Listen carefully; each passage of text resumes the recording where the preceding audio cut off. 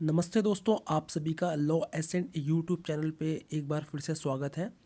दोस्तों, आज हम लोग एक इम्पॉर्टेंट टॉपिक पे डिस्कस करेंगे जो कि प्ली बार्गेनिंग के ऊपर में।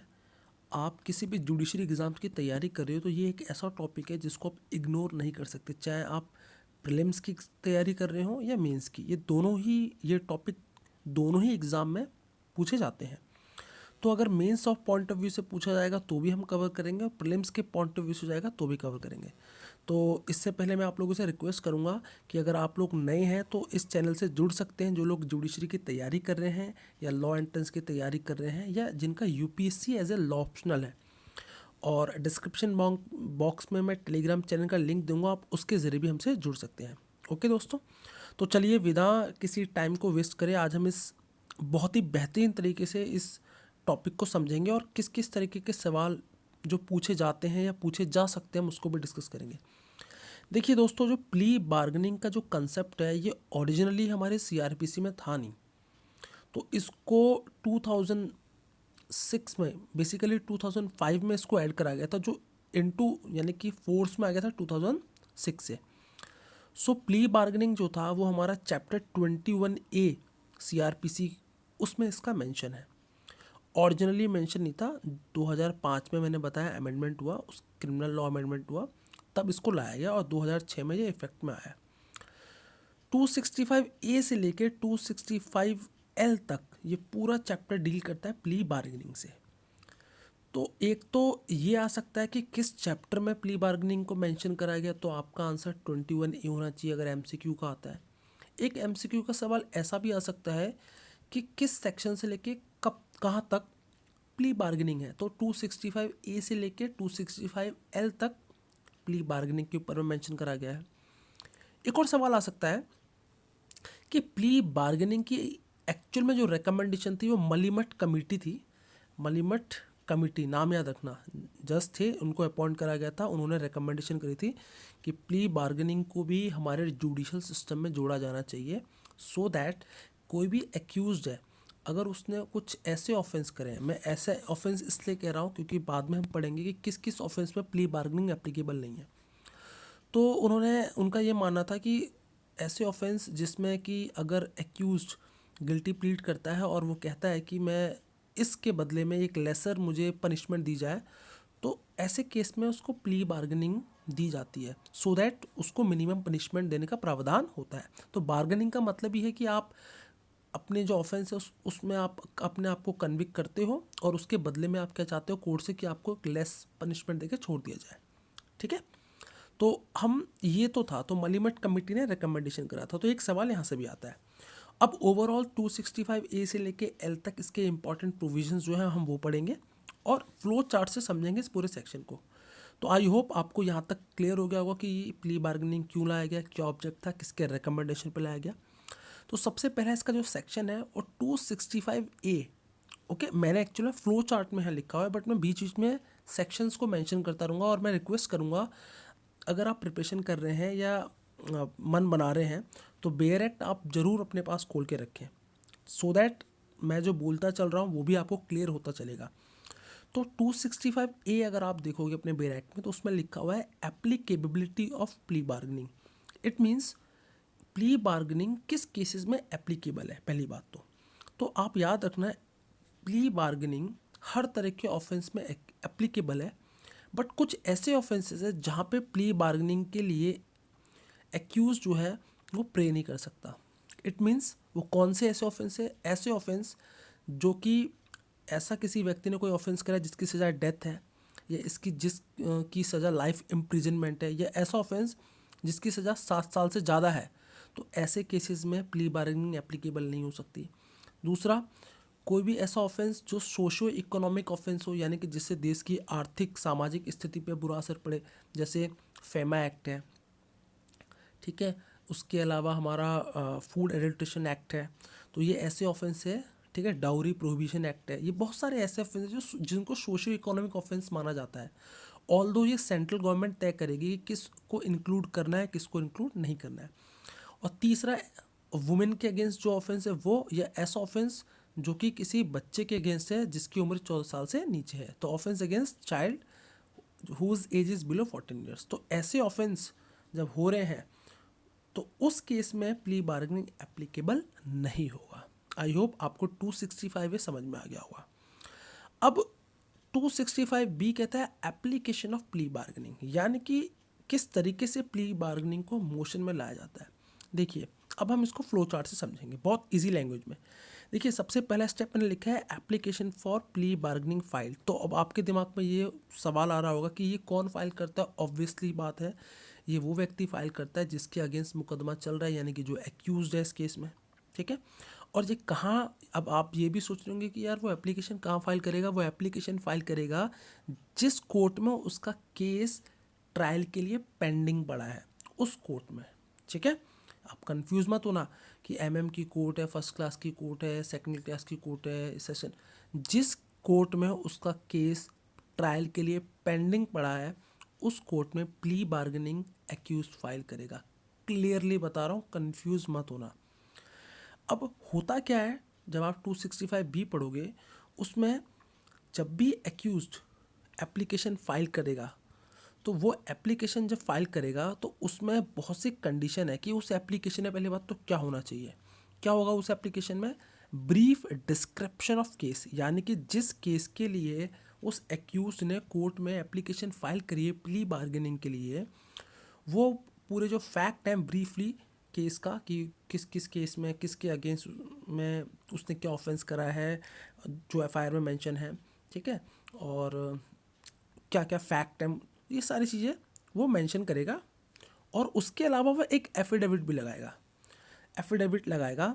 एफिडेविट क्यों लगाएगा? एफिडेविट इसलिए लगाएगा कि वो ये कहेगा, कौन? एक्यूज, कि he has voluntary prefer the application, यानी कि प्ली बार्गेनिंग एक्यूज जो है वो अपने स्वेच्छा से, बिना किसी के दबाव के, वो क्या कर रहा है, इस एप्लीकेशन को कोर्ट में फाइल कर रहा है। और वो ये भी लिखेगा एफिडेविट में, जब वो एफिडेविट लगाएगा एप्लीकेशन के साथ, कि इस ऑफेंस के लिए, यानी कि जिसके लिए उसका ट्रायल पेंडिंग पड़ा है उस कोर्ट में, वो ऑफेंस के लिए वो पहले कभी कन्विक्ट नहीं हुआ है, यानी कि that person not previously convicted for same offence. अगर इन दोनों में से कोई भी कंडीशन फुलफिल हो रही है तो याद रखना वो व्यक्ति प्ली बार्गेनिंग के लिए एप्लीकेबल नहीं होगा। अगेन आई एम सेइंग, अगर वो वॉलेंटरली एप्लीकेशन प्रेफर नहीं करता तो भी एप्लीकेबल नहीं होगा।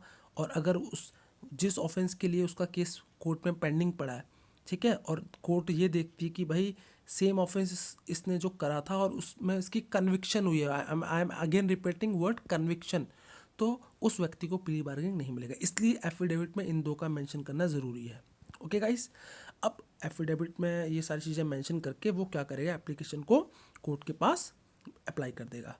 अब जब कोर्ट के पास वो एप्लीकेशन आएगी तो कोर्ट सबसे पहले क्या करेगा, उस एप्लीकेशन को देखने के बाद वो क्या करेगा, एग्ज़ामिन करेगा। किसको? वो एग्ज़ामिन करता है एक्यूज को इन कैमरा। वर्ड याद रखना है, इन कैमरा। इन कैमरा का मतलब है कि उसकी रिकॉर्डिंग होती है, ठीक है, और कैमरा के सामने। किसकी? एक्यूज की।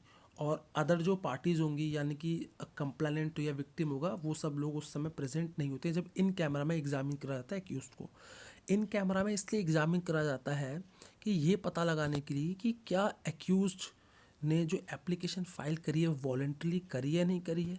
कहीं पता चले किसी के दबाव में वो फाइल कर दिया एप्लीकेशन, इसलिए कोर्ट क्या करता है, एग्जामिन करता है उसको इन कैमरा। और दूसरा कोर्ट ये भी देखता है कि एप्लीकेशन मतलब जो व्यक्ति ने फाइल करी है, कहीं ऐसा तो नहीं है कि प्रीवियसली इसने इसी तरीके का ऑफेंस करा हो, कन्विक्ट हो। तो इस चीज़ को स्क्रूटिनी के लिए कोर्ट क्या करती है, इन कैमरा में एग्जामिन करती है। और उसके बाद कोर्ट क्या कर देती है, जो है उस नोटिस इशू कर देती है। किस किस को नोटिस इशू करती है?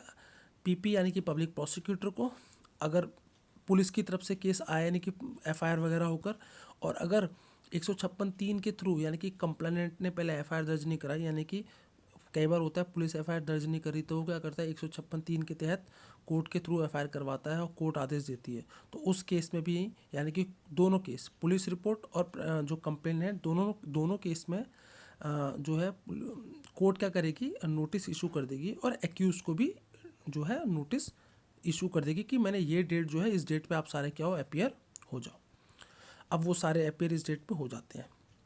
अब उसके बाद कोर्ट के पास कुछ ऑप्शंस होते हैं। पहले satisfied that the application is file voluntarily, जब कोर्ट सेटिस्फाइड हो जाती है कि हाँ भाई एप्लीकेशन वॉलंटरली फाइल कर दिया है, तो कोर्ट क्या करेगी, कोर्ट एक पर्टिकुलर डेट दे देगी और उस डेट में कोर्ट क्या कहेगा कि जो भी पार्टीज थे जिनको नोटिस करा गया था वो आपस में क्या करेंगे, म्यूचुअली आपस में बैठेंगे और आपस में बैठ के केस को क्या करेंगे, डिस्पोज करेंगे। अब कौन कौन होगा इसमें, विक्टिम बैठेगा, एक्यूज बैठेगा, आईओ जो पुलिस ऑफिसर होगा वो बैठेगा, ठीक है, पीपीबी होगा, ये सब बैठेंगे। एक्यूज अगर चाहे तो लॉयर भी इंगेज कर सकता है। तो आपस में बैठेंगे, वो कहेगा कि जो भी होती बात, हो सकता है वो कहेगा कि भाई एक्यूज कि भाई देखो विक्टिम मैंने तुम्हारा बुरा करा है, सो एंड सो, मैं माफ़ी चाहता हूँ, तुम्हारा जो नुकसान होगा मैं तुम्हें दूंगा और मैंने जो क्राइम करा है मैं उसको प्लीड करता हूँ, ठीक है ना, और मुझे उसके बदले में दुआ, मेरी मतलब रिक्वेस्ट है कि मुझे इसके बदले में मेरी जो मतलब मैंने क्राइम करा है उसके लिए मुझे सज़ा कम दी जाए। तो इस तरीके से आपस में म्यूचुअल तरीके से क्या होती है, केस को डिस्पोज करा जाता है। जब म्यूचुअली केस को डिस्पोज कर दिया जाता है तो उसकी रिपोर्ट जो भी बनती है वो कोर्ट को दे दी जाती है, ठीक है, कोर्ट को दे दी जाती है। और एक सवाल ये भी आ सकता है कि जब म्यूचुअली सेटिस्फैक्टरली यानी कि बात करते हैं सारे लोग, तो उसमें कौन कौन को किस किस को इनवाइट करता है कोर्ट, तो पीपी यानी पब्लिक प्रोसिक्यूटर करता है, आईओ मीन्स इन्वेस्टिगेशन ऑफिसर यानी कि पुलिस वाला, एक्यूज और विक्टिम, ये चारों पार्टी उस समय मौजूद होते हैं और एक्यूज चाहे तो अपने लॉयर को भी इंगेज कर सकता है। और जब ये चारों मिलकर आपसी सहमति बना लेते हैं तो इसका मतलब ये हुआ कि वर्कड आउट मीन्स सेटिस्फैक्टरली, मामला डिस्पोज हो गया है, कोर्ट के पास रिपोर्ट जाती है, कोर्ट उसी के आधार पे जो इन्होंने अपनी टर्म्स एंड कंडीशन तय करी है उसके आधार पे कोर्ट क्या करता है, आगे प्रोसीड करता है अकॉर्डिंग टू सेक्शन 265E, यानी कि कोर्ट 265E में मेंशन करा गया है डिस्पोजल ऑफ केस, केस को किस तरीके से डिस्पोज करा जाता है जब म्यूचुअली आपस में सेटिस्फैक्टरी लोग क्या करते हैं, मामले को डिस्पोज करते हैं। तो उसमें एक चीज़ याद रखना जो कि इम्पॉर्टेंट है कि अगर ऐसा ऑफेंस व्यक्ति ने करा है जिसके लिए मिनिमम ऑफेंस का प्रावधान है, तो उसमें कोर्ट क्या करती है, उसका 1/4 पनिशमेंट देती है। मान लो किसी व्यक्ति ने एक क्राइम करा, उसकी मिनिमम ऑफेंस मान लो 4 महीने की, सपोज करो, तो 4 महीने का 1/4 क्या हुआ, 1 मंथ, तो कोर्ट उसको 1 महीने की सजा दे देगी, ठीक है। और मान लो एक ऐसा ऑफेंस करा है जिसके लिए मैक्सिमम पनिशमेंट दी गई है बट मिनिमम ऑफेंस का प्रावधान ही नहीं है, तो उस केस में उस मैक्सिमम ऑफेंस का 1/2 यानी कि हाफ सज़ा दे देगी। सपोज ए ने कुछ ऐसा ऑफेंस करा जिसकी सज़ा 10 महीने की है, मिनिमम ऑफेंस मेंशन ही नहीं करा है, सिर्फ 10 महीने की सज़ा दी है, तो 10 महीने का हाफ कितना हुआ, 5 महीना, तो कोर्ट उसमें 5 महीने की सज़ा दे देगी, ठीक है ना। और कई बार कोर्ट जो करती है, हमारा जो सीआरपीसी का आप पढ़ोगे सेक्शन 360 जिसमें बात करी गई प्रोविजन ऑफ ऑफेंडर्स एक्ट, एक एक्ट है इसके ऊपर प्रॉपर्ली, तो कुछ ऐसे ऑफेंस भी होते हैं जिसमें कि अगर व्यक्ति ने ऑफेंस करा है जिसको वार्निंग देके भी कोर्ट क्या कर सकती है, छोड़ सकती है, ठीक है। तो इस तरीके से काम करता है। और मान लो अगर अब एक तो ये हो गया कि भाई चलो म्यूचुअली अंडरस्टैंडिंग हो गई और मामला निपट गया, बट ऐसा भी हो सकता है कि अगर म्यूचुअल अंडरस्टैंडिंग नहीं बनी या वॉलेंटरली फाइल नहीं करी एप्लीकेशन, तो वो सिनेरियो बताता हूँ आपको, ठीक है। अब हो सकता है कि चलो कैमरे में एग्जामिन करा कि उसको और कोर्ट ने देखा कि भाई जो एप्लीकेशन फाइल करी थी वो वॉलेंटरली नहीं थी या वो व्यक्ति तो ऑलरेडी किसी ऑफेंस के लिए कन्विक्टेड था, तो ऐसे में कोर्ट क्या करेगी, प्ली बार्गेनिंग को वहीं रोक देगी, यानी आगे प्रोसीड नहीं करेगी और जो ट्रायल जहाँ से उसका पेंडिंग था उस मैटर को आगे ट्रायल करा जाएगा, यानी कि एक्यूज अपनी तरफ से एविडेंस देगा, विक्टिम अपनी तरफ से एविडेंस देगा, तो वो मामला चलेगा यहाँ पर, ठीक है ना। यहाँ पे प्ली बार्गेनिंग नहीं एप्लीकेबल होगा, ठीक है। या एक कंडीशन ये भी हो सकती है कि म्यूचुअल अंडरस्टैंडिंग नहीं बन रही है, यानी कि म्यूचुअली मामले को डिस्पोज नहीं कर पा रहे, तो जब नहीं कर पा रहे तो भी प्ली बार्गेनिंग स्टॉप हो जाएगी, अगेन वो ट्रायल पे चला जाएगा मामला। तो इस तरीके से प्ली बार्गेनिंग काम करता है।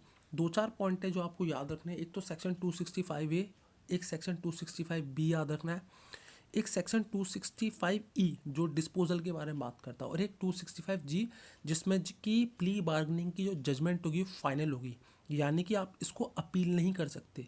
मतलब अगर लोअर कोर्ट में आपने प्ली बार्गेनिंग अप्लाई कर ली और सेटल हो गया मामला, तो बाद में कल को आप उसको अपील नहीं करोगे, यानी कि आप सेशन जज के पास नहीं जाओगे या आप हाई कोर्ट नहीं जाओगे, बट यानी कि जजमेंट फाइनल है, अपील नहीं कर सकते। लेकिन 2 कंडीशन है जहाँ पर इसमें क्या हो सकता है, एक कि 136 में एसएलपी जा सकती है सुप्रीम कोर्ट में, और दूसरा आर्टिकल 226 और 227 के ज़रिए हाई कोर्ट में रिट पिटिशन जा सकती है। अदरवाइज इसके अलावा कोई और ऑप्शन नहीं है, जजमेंट जो कि फाइनल मानी जाएगी। ठीक है। और चाइल्ड के केस में, जुवेनाइल के केस में ये जो प्ली बार्गेनिंग है वो एप्लीकेबल नहीं है, दैट इज़ सेक्शन 265L जो है। तो this is all about. I hope मैंने बहुत ही इजी और सिंपल तरीके से आपको समझाया दोस्तों। 20 मार्क्स और 15 मार्क्स में ये क्वेश्चंस बहुत पूछा जाता है मेंस एग्ज़ाम में। UPSC, not UPSC, it's UPPCS judiciary में पूछा जाता है, ये बीपीएससी में ही पूछा जाता है। तो आप अगर तैयारी कर रहे हैं ना, तो आप इस टॉपिक को ज़रूर देखना, इग्नोर मत करना, क्योंकि ये मेंस और प्री दोनों के पॉइंट ऑफ व्यू से मैंने समझाया है। तो आई होप आपको क्लियर हो गया होगा। अगर इसके बावजूद भी if you have any doubt तो आप मुझसे कमेंट करके पूछ सकते हो। हाँ, एक सवाल और है कि काफ़ी लोगों को ये लगता है कि इसके प्रोज़ और कॉन्स क्या है। देखिए, मेरा पर्सनल मानना है कि इसके प्रोज़ और कॉन्स दोनों मैं बता के चलूँ आपको। प्रोज़ यानी कि पॉजिटिव पॉइंट तो ये है कि ऑलरेडी हमारे जुडिशरी के ऊपर बहुत मामले पेंडिंग है, तो अगर प्ली बार्गेनिंग से जल्दी क्या होता है, आपस में लोग सेटलमेंट कर लेंगे तो केस जो है वो जल्दी निपट जाएगा। ठीक है ना। बट दूसरा एक इसका कॉन्सिक्वेंस ये है कि कई बार क्या होता है, ये एक तरीके से लालच है, एक्यूज को दिया जा रहा है कि भाई आपको कम सज़ा होगी तो आप अपने गुनाह को कबूल कर लो और एक म्यूचुअल अंडरस्टैंडिंग के ज़रिए आपसी सहमति करके सब लोग इस मामले को सेटल आउट कर लो। तो ऐसे में कहीं ना कहीं आर्टिकल जो 20 है, right to life and liberty, वो मुझे लगता है कहीं ना कहीं मतलब एक तरीके से प्रॉमिस ही कर रहे हो आप उसको, यानी कि एक तरीके से आप लालच दे रहे हो उसको। तो वो कहीं ना कहीं उस लालच के चक्कर में क्या कर रहा है, कई बार व्यक्ति होता है ना कि यार मामले बड़े लंबे खींच रहे हैं कोर्ट में, और 4-5 साल मामले में होने से अच्छा है कि मैं 1-1.5 साल या 6-7 महीने जेल में रह के आ जाऊँ और तुरंत इससे निजारा पाऊँ। तो ये भी एक रीज़न हो सकता है। तो प्रो एंड कॉन्स दोनों हैं, कई बार पूछ लेता है क्या इसके बेनिफिट है, क्या इसका कॉन्सिक्वेंस है। तो उस पॉइंट ऑफ व्यू से थोड़ा आप एक बार इसको एक्सप्लोर करना। तो ये बेसिकली प्ली बार्गेनिंग के ऊपर था। आई होप आपको क्लियर हो गया होगा। तो आज के लिए इतना है भाई, धन्यवाद, थैंक यू।